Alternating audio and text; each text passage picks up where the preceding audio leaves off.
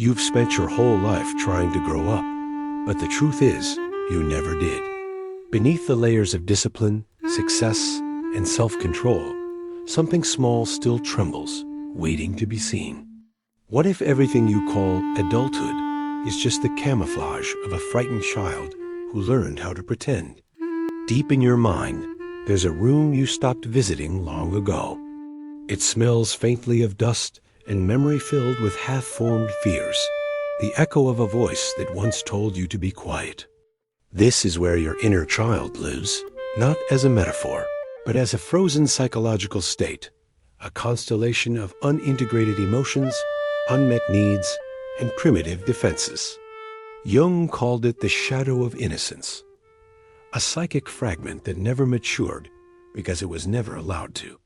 You've built your adult life around avoiding this room, convincing yourself that logic could replace love, that strength could erase fear. But what happens when that door starts to rattle again, asking to be opened? You call it growth, but it's really camouflage. Every confident sentence, every controlled smile each, is a thread in the mask you've woven to hide the child beneath. In psychology, it's called a persona, the false self created to secure belonging and approval. It serves a purpose, it keeps you functioning, but it also starves the authentic self. You learned early that your real emotions made others uncomfortable, that vulnerability invited punishment or rejection. So you buried the rawness, dressed it in language, and called it self-control. The tragedy is that the more convincing the mask becomes, the more you disappear behind it. Tell me when you speak now, is it actually you who answers? Neglect doesn't always come from cruelty. Sometimes it's the silence between words, the glance that slides past you instead of landing. Emotional neglect in childhood doesn't bruise the skin, it teaches the nervous system that love is uncertain, that attention must be earned through performance. So you learn to predict others' moods, to scan faces for approval, to become whatever was safest. But the body remembers what the mind denies. Your muscles still flinch at rejection that isn't there. Your heart still races at imagined disapproval. This is the residue of attachment trauma, the nervous system waiting for a tenderness that never came. How many of your adult relationships are still attempts to receive the hug you never got? You tell yourself you're independent now, that you don't need anyone, that you've outgrown the ache for reassurance. But true independence is not detachment. It's integration. What you call strength is often the child's last defense. I will need no one so I can never be hurt again. This psychological armor, forged in childhood, becomes your adult identity, self-reliant, stoic, untouchable. Yet beneath the surface, your nervous system still longs for co-regulation, the steady heartbeat of safety found only in genuine connection. You confuse autonomy with isolation and boundaries with walls. Every time someone gets close, the armor tightens, and you call it self-respect. But what if it's actually fear in disguise, fear that love might finally reach you and ruin your illusion of control? Shame is the oldest inheritance. It arrives long before memory, carried through tone, gesture, silence, the subtle communication that who you are is somehow wrong. Developmental psychologists call it toxic shame, an internalized belief that one's very being is defective. You learn to shrink before you even understood language, to apologize for existing too loudly.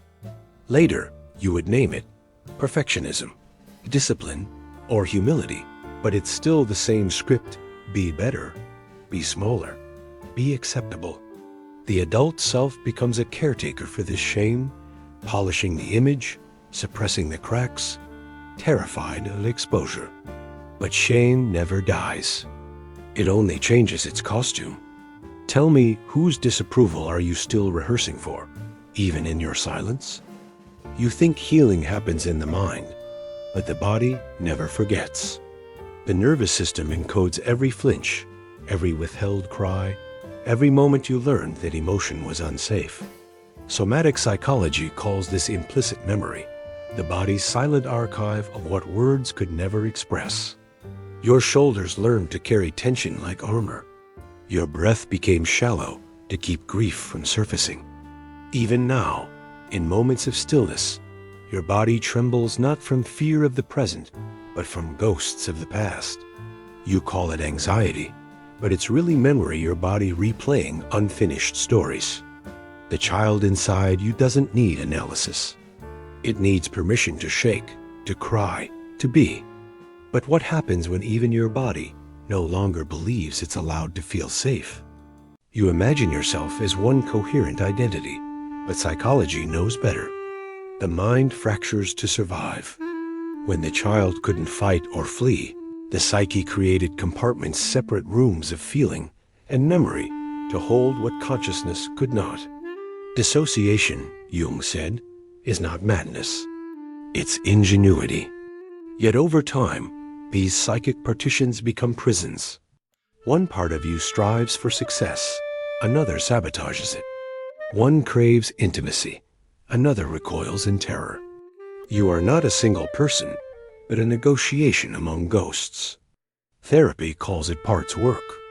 Jung called it individuation, the slow, painful unification of what you split to survive. But can a self truly heal when the pieces no longer trust one another? You've read the books, practiced mindfulness, repeated affirmations until they lost all sound. You say you're doing the work, but sometimes healing becomes another mask, a performance of progress that conceals the terror of real change. The ego, threatened by dissolution, dresses up in spiritual language and calls itself awakened. Jung warned of this trap, the inflation of the self by the illusion of growth. Real healing is regression before integration. It's chaos before clarity, collapse before coherence. Yet you crave control even in your recovery, curating your pain into digestible insights. Healing, then, becomes another form of denial.